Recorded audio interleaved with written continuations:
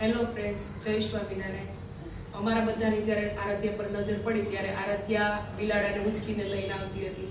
એટલે એ જોઈને અમારા ઘરમાં બધા ચોંકી ગયા અને હસવા લાગ્યા. ત્યારે મને એક મનમાં વિચાર આવ્યો કે જાણે હું કેટલા સમયથી હસી નથી, કાં તો હસવાનું જ ભૂલી ગઈ છું એવું ફીલ થયું મને. અને પછી આ આરાધ્યા એના દાદા જોડે રમતી હતી, ધૂળ ઉડાડીને ફૂલ સાથે, અને ગાય પાસે લઈ ગયા તો ગાય જોડે રમવા લાગી. ત્યારે મારા સસરાએ એક સલાહ આપી ઘરમાં કે બધા લોકો આપણે દુઃખી ને દુઃખી રહેશું તો આરાધ્યા સાથે જે રમવાનો ને ત્યારે ટાઈમ વિતાવવાનો સમય છે એ તો એનો જતો રહેશે. અને ત્યારે અમારે દિવાળીનો તહેવાર ચાલી રહ્યો હતો, પણ અમારા ઘરમાં દિવાળી જેવો માહોલ જ ન હતો.